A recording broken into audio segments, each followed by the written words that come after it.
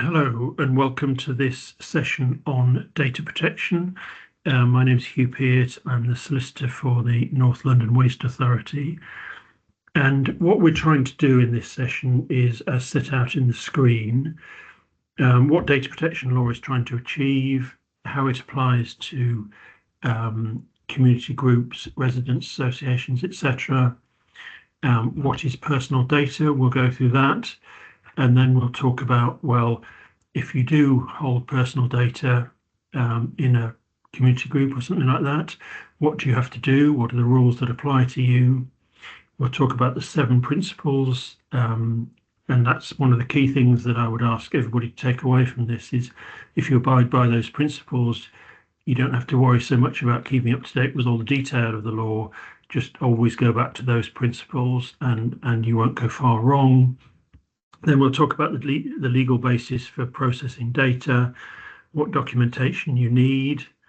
We'll go through what happens if there's a data breach and the role of the Information Commissioner. And then I'll finish with what tasks to take away from this is if you find that you are within the scope of the Data Protection Act, what it is that you should do, having considered the contents of this course. So on to the next slide. So the starting point is, what is it the law is trying to achieve? And the first thing is, as it says there, is to safeguard your personal information. So that when you go online and you buy something or you sign up to something like a coffee loyalty card or something like that, and you give personal information, whether that's your name or your email address or your phone number or something like that, what the law says is you're giving that to people, to companies, to agencies, etc., and that must be safeguarded. That's one thing it's trying to achieve. Second thing is set up data processing standards so that if people do process data, your personal data, they have to do it in accordance with some standards. It gives individuals rights in relation to their data. So in the example I just said about signing up to a coffee loyalty card, you might give your personal information to a Costa or something like that. You've got the right, if you've given it to them, to say, actually, I don't want you to keep my information anymore and I require you to delete it. So there are rights that you have as the owner of the personal data in relation to people who hold it. People who do handle that data, there are standards on them as to how they should do that. And the other thing the law does is to facilitate safe data transfer, so that if one organisation is transferring your data to another organisation, that's done in a way that safeguards that information. So, for example, if you go and see a GP, your GP, and the GP refers you to a hospital, which is a separate legal entity in all probability, when the GP transfers your data from the surgery to the hospital, that has to be done in a certain way. You don't want to find that your data has been inadvertently sent to somebody else who's got access to your personal data. So that's what the law is saying, is if you're transferring it, you've got to do it properly. And the overarching aim of all of this is to build trust between individuals and organisations, so that in the example I said about the GP, is that you feel you can trust your GP with your personal data and the hospital, and that they will deal with it appropriately, they'll transfer it appropriately, and you can see it and access it if you wish to, and therefore you can trust them and focus on the task in hand, making sure you're healthy and not worrying about the safety of your data or how it's managed. So that's what the law's setting out to do. And then the next few points are just about who the law applies to. So the Data Protection Act applies to anybody, any person or organisation who handles personal data. And the only exception is personal or household arrangements. So if there's something that's specific to your family, and you have a family WhatsApp group, for example, or you exchange contacts with your partner, spouse, whatever, the law doesn't apply to you. But anything else beyond that, the law does apply to you. So as it says in the second bullet point, residence groups, charities, neighbourhood watch, informal networks, WhatsApp groups, clubs, etc. The Act applies to all of them.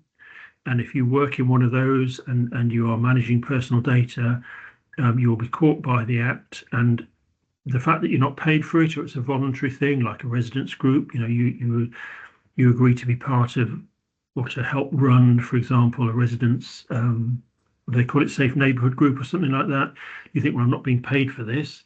But actually, if you are helping run an organisation which holds personal data, which residents groups do, you will be in scope of the Act, and it does apply to you. And so the rules that I'm about to explain do apply to you.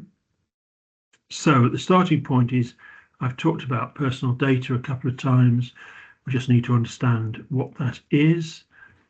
And simply, personal data, I can get this to work, sorry. Okay, is anything that identifies directly or indirectly an individual, you. So anything that identifies you. So that could be your name, your address, your date of birth, your contact details, your email address, your location, your IP address, that's your home IP address, if an ID number, a photo, or a cookie stream, which is a history of your streaming, etc., your web access. So anything that identifies you or can identify you is personal data, and the rules apply to it. Now, there's another category of data, just to make you aware of it. I won't talk a lot about it this afternoon. It's called special category data, special category personal data. And that's, as it says, racial or ethnic origin, political opinions, health data, sexual orientation, political group, political beliefs, etc. And there are special rules that apply to this. I'm not going to go over these today, but my advice is, wherever possible, please do not ask for or store special category personal data. It gets you into a whole other raft of requirements, which is really quite onerous. And don't sort of trip into thinking, well, as part of the residence group, it would be quite nice to know, somebody's racial or ethnic background or something like that. Just that, well, if you do, you get into a whole different ball game. Don't do it unless you really need to, would be my advice. So what do you have to do if the Data Protection Act applies to you, i.e. you work in an organisation which it's not just your home, and you hold personal data. And so a simple example is my residents association, if you grandly call it that, residents group. It collects everybody's email addresses and their phone numbers and their addresses, so that they can say, oh, by the way, the bin men aren't going to come, or there's been a burglary at number 47, be alert, or did you see anything, all that sort of stuff. So the Data Protection Act applies to that group, and all my, the email addresses and my phone number and my address that I've given them is all personal data which they hold. And in managing that organisation, they have to comply with these rules. So what they have to do is understand what personal data that they're processing. So I gave you the example of the residence group, email addresses, phone numbers and addresses, nothing else, no special category personal data, just that. They now have to comply with the 7 principles, which I'll talk to you in a second. They have to identify the legal basis for processing it. They then have to process that data legally. They have to communicate the correct information to me, and they have to manage the risk which they as an organisation run in holding that personal data. So simplistically, the risk is that somebody hacks into that, perhaps the home laptop of somebody who runs that organisation and accesses all our personal data and sells it off to somebody who's interested in that sort of stuff. That's the risk which a simple, straightforward organisation faces. Clearly, if you have more details, bank accounts, whatever, there's a more significant risk. But every organisation that holds personal data faces a risk. And if you're covered by the Act, you're required to manage that risk. So the 7 principles that I referred to, see if I can count, 2, 4, 6, 7. So 1, you must, when you're dealing with the data, you have to act lawfully, fairly and transparently. So you've got to do it as the law requires. You've got to be fair and you've got to be transparent. And transparent is a sense of telling people, and I'm sure you've all seen this in privacy notices, etc., whereby you tell the people whose data that you've got, look, this is the data we hold on you, and this is what we're going to do with it. Nothing else, this is what we're going to do. So in my residents association, in an ideal world, they should email me and say, we hold this following data on you, and these are the purposes for which we hold it. And like I said, that might be about bin collections or burglaries or people who need some help or support, whatever it is. So I'm really clear about why they're holding it. They're very transparent. And ideally, they should also say, but if you don't want us to hold it, let us know and we will delete it. So purpose limitation is if you hold data, personal data, you should only use it for the purpose for which it's been provided.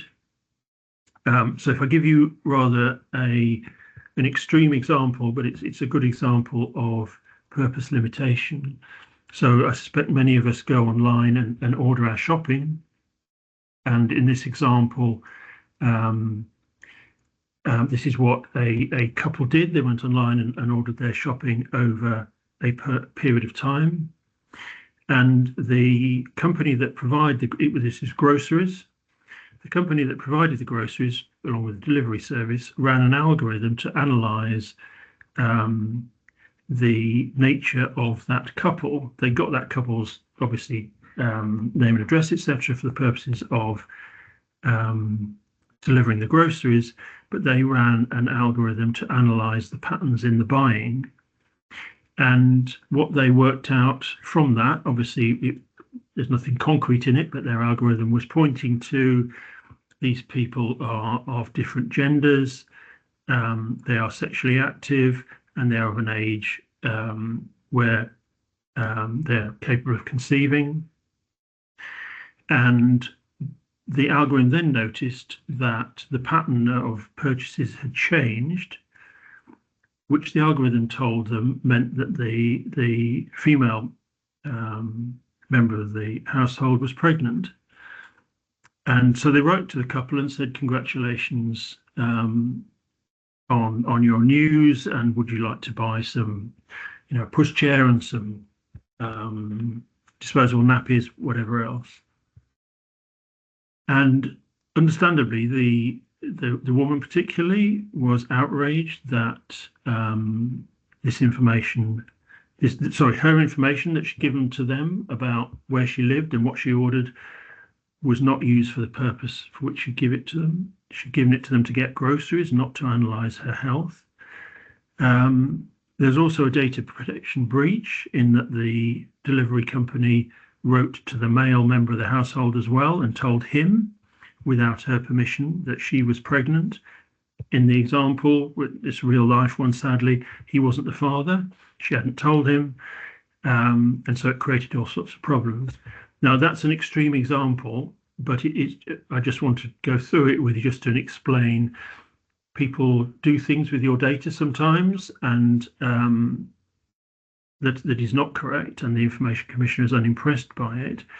But just be really clear, why have you got this data? Stick to that purpose. Do not deviate. If you deviate like this delivery company did, you're in deep, deep trouble.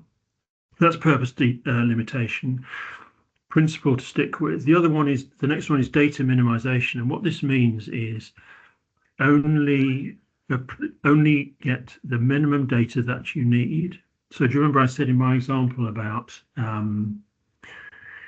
resident association that get name, address, date of birth, name, address, and an email, etc. So you might think, okay, they've got my email address. Do they need my address? Perhaps they do. Then they can work out, if there's somebody who needs some support, who are the people around them. So understand that. But often in these examples, people want to know how old you are. Now, your date of birth is personal data.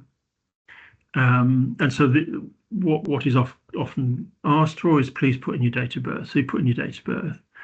The question is, why does the Resident Association need my date of birth? They might want to know roughly how old I am, but they don't need to know my date of birth.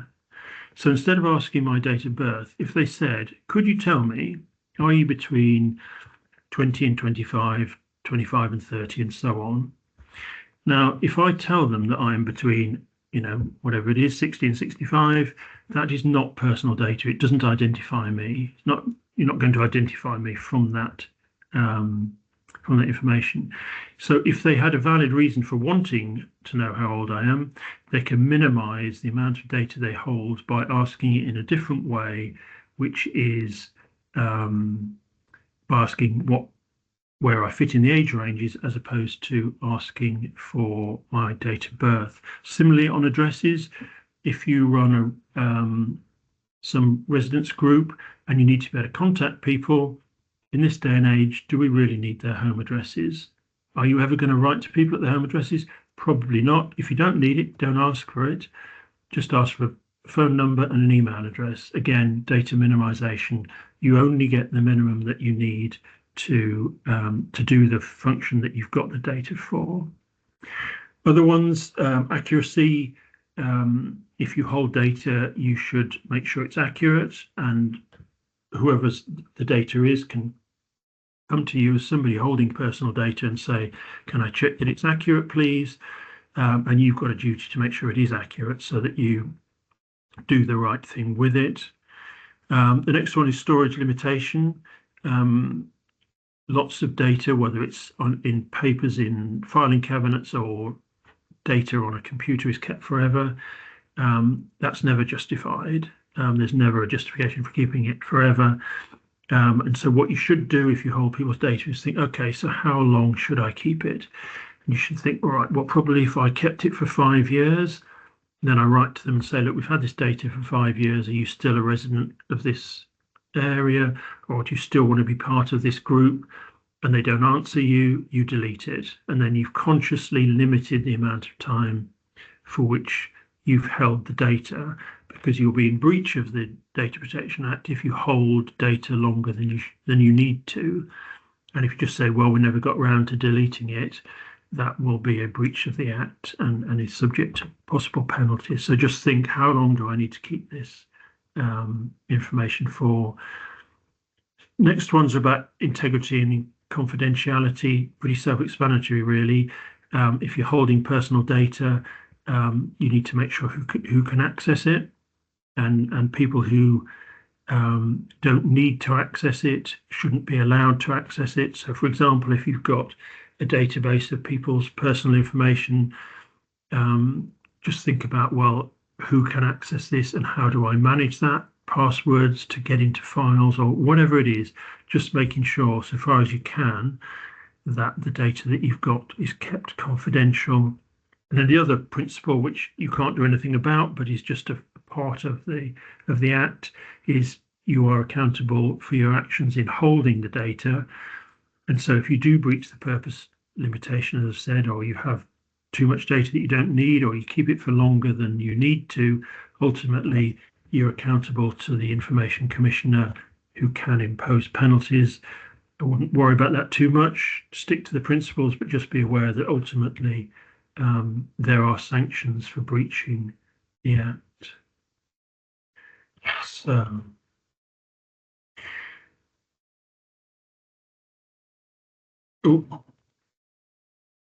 there we go. So I then said I would talk about the legal basis for processing. So if you've got this data and you've got the minimum data that you need, what can you do with it? And so it comes back to why you've been given the data. So in the example that I gave you, which is rather extreme, but about the couple who were ordering online groceries, their reasonable expectation is their data would be used to get them groceries, and not in that example to analyse or speculate about their health. However, if the grocery company had said, okay, we've got this information about groceries, and they'd used that information to send the couple information about, let's say, some new organic vegetables or something like that, yeah. The couple hadn't asked for it, but it would be reasonable, I think, for the grocery company to say, well, look, it's all about food and groceries. They didn't say they wanted to receive this, but it would be reasonable to say, look, got a new line about organic groceries or something like that. Because the balance is, when you're doing something proactively like that, is it must not outweigh the harm to the individual's rights and interests. Now, clearly speculating about somebody's personal health does outweigh harm to that individual's rights and interests. But if it's closely allied with the reason why you gave the data, that's reasonable. So if I give you another example, if I joined something like the National Trust, it would be reasonable of them to use that data and say, look, we've just found out that there's some new historic building that's opened up this weekend if you'd like to go. Well, I haven't asked for it, but it doesn't really infringe my rights if I'm told about something which I know I'm interested in being sent to me. That doesn't infringe my rights and interests. However, I'm not suggesting National Trust would do this, but if they sent me emails about a dating website, well, that's clearly not part of what I would expect when I signed up to them, and that would harm my rights and interests. As you can imagine, explaining at home why I've got emails about dating sites might be difficult to explain. So when you're processing data, stick within, when you're using it, what the people who gave you the data would expect or did expect when they gave you. If you're not sure, get their consent. It's the simplest thing, and you'll do it when you sign up to websites and all sorts of things. It says tick here to confirm that you agree to the terms and conditions, whatever. So that if the people that you want to deal with want to analyse your health and they say to you, can we use this data to analyse your health? And you say explicitly, yes, you can. That's fine. You've consented to it. And that's a legal basis for processing it. Is the organisation can say, well, you agreed I could do this. And clearly, when you go and see a doctor or something like that, or when you go into hospital, they'll often say, can you consent to all sorts of things? And part of it will be about data protection. Another basis for processing is if you enter into a contract. So, for example, if you enter into a contract with a dentist, for example, a contract, there will be something in the contract about sharing that information or etc. or holding the information, and that's all set out there. And if you agree to that, that's a legal basis for processing. And the last one is where there's a legal obligation, and this often will impact on statutory bodies like the police or local authorities, where they've got a legal obligation to process data. So, for example, if let's say some of the law enforcement agencies have got personal information, they won't have your consent. It might not be your reasonable expectation that they will process it in the way that they do, but they've got a legal obligation to do things like prevent crime, and that enables them to process your data lawfully. So, what documents do you need? Good at this, am I? There we go. What documents do you need if you hold personal data? So the first one is a public-facing privacy policy. Now that sounds a bit heavy, but if you're running an organisation, community group, residence group, whatever, and you have a website or some sort of presence, somewhere on it say, and you'll have seen it if you go onto most organisations' websites, and you can copy it if you want to. What you use, if any, personal data for, just be really upfront. Look, we hold personal data, that's email addresses, whatever it is, and we use that for this. And if you want to challenge the accuracy of that information, or you want it deleted, email this address. So people are really clear what information you hold and why, and what they can do to exercise their rights in respect of it. If you have contracts, so for example, if you have if you hold information and you are entering into a contract, say with an IT provider or something like that, to process data or to support your laptops, make sure there's something in there about data protection which recognises that you're holding personal data. And so if you ask your laptops to be updated and there's a contract to do that, the contract says you've got to respect the personal data and don't allow your operatives to look at it or access it or transfer it, anything like that.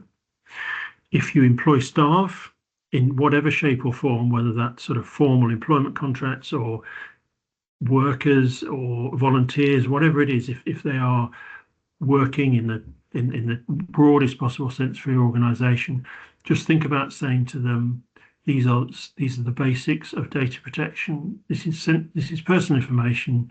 Don't access it. Don't share it. Only use it properly. Make sure they're aware.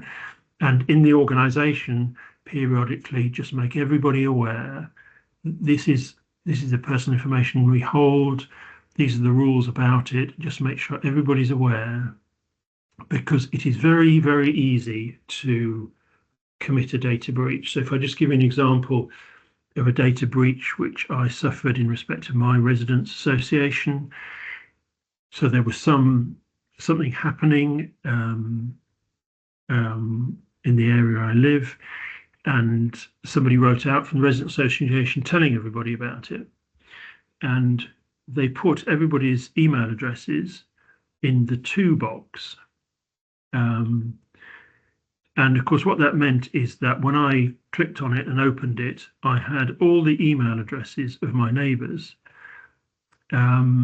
which was a data breach, because I'm not entitled to know. Email addresses is personal data.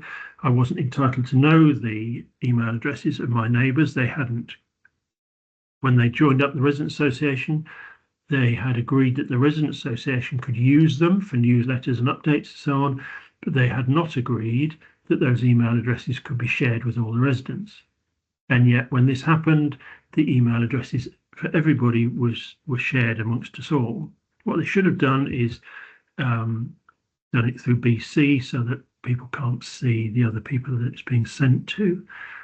So that's how easy it is. Now, there was no malign intent with that. Nobody was trying to, commit a data breach. They were simply trying to get information out to residents for their benefit. And inadvertently, lack of awareness, lack of forethought, they committed a data breach. So can't stress highly enough in any organisation, just make people aware of the rules, and that, for example, an email address is personal data. And if you send it to somebody who's not entitled to it, that is a data breach. So I've mentioned data breach a few times. What to do when it happens. So the first thing is contact those affected, which means what it says. So in my example of what happens in the resident association is the resident association did correctly write to me and say, "Dear Hugh, this happened. We sent everybody's email addresses around. We shouldn't have done. Please, can you delete the email?" Now, clearly, it's up to me whether I do it or not, but they are trying to rectify the breach. Because if we all did that, if we all deleted the emails that we got with everybody's email addresses included, then the data breach is done. So the main thing is contact everybody and try and resolve it locally. Consider telling the Information Commissioner. Now, what I said about in the Resident Association, that is way not necessary. The Information Commissioner wouldn't be worried about a residents group and email addresses. But if you think it's got wider repercussions, a breach that occurs in your organisation, just think about telling them. And I'll get onto the role of the Information Commissioner in a second, but think about, is this something I think I should report? Because ultimately, I'm sure you may have seen large fines being handed out to organisations who do, but where there is a data breach, somebody leaves a file on a train or a laptop in a car or something like that, and where the organisation doesn't handle it properly, i.e. try and get the data back, try and resolve it, doesn't tell the Information Commissioner gets annoyed and may well impose a fine. So it's really about, because the Information Commissioner recognises that breaches will occur, what they're concerned about is making sure that they're properly managed. And you remember I said right at the beginning about managing risks. We all have a risk that the data that we hold, there'll be a breach. The question is, are we managing that risk, and do we manage it properly when it happens? So the Information Commissioner's Office, again, I've mentioned this a couple of times. The Information Commissioner is the person with oversight of data protection law, and they are responsible for enforcing it. So if they see something that is wrong, they can impose fines. So significant data breaches, if somebody leaves a laptop with all my medical personal information on a train, and there's no encryption on it, and the passenger just opens it up and can see all my information, and the organisation whose laptop it is does nothing about it, well, they're going to get pretty ratty and they will impose a big fine. That's their job, to make sure the rules are followed and that there is bite where appropriate, where they're not. They have a website which simplicity is very, very good. It is very well organised, and if you've got any queries at all about data protection, please go there, because it's got lots and lots of helpful information. So if you remember, I said a minute ago about you should have a privacy statement on your website, and you're thinking, oh, but how do I do that? If you go on the website, there are loads of precedents for absolutely everything, and you can just literally download them and you're away. And they've got guides and flowcharts, etc. Really, really good source of information. That's what I said, sorry, helpful guides and precedents. And they've also got a helpline, because they do recognise that data protection is a big area of law. It's changing all the time, which makes it quite difficult to keep up with.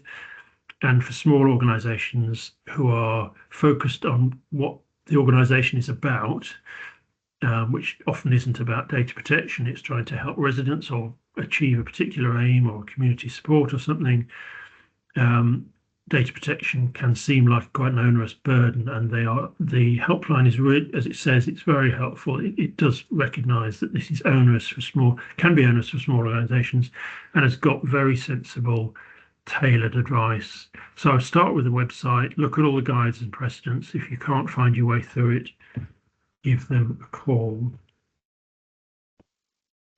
So I hope that's all been helpful. These are just some things to take away, reminders really. First of all, if you're part of an organisation, understand what data you hold, comply with the 7 principles. And so think about things like, are we holding too much data? Do we use it for only the purposes for which we've got it? Do we make sure that we delete it when we don't need it anymore? All of that.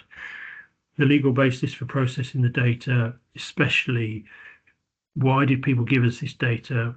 Or do we only use it for that purpose? Get a privacy statement up on your website or your presence.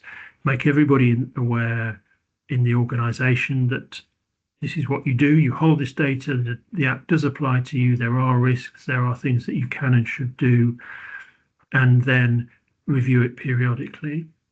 And just think back, okay, what's happened in the last 12 months? Have there been any breaches?